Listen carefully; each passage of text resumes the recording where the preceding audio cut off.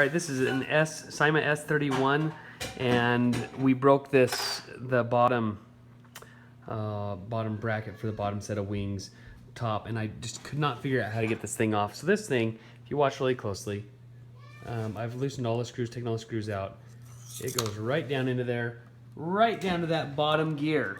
Now at the bottom of that gear, there is two screws.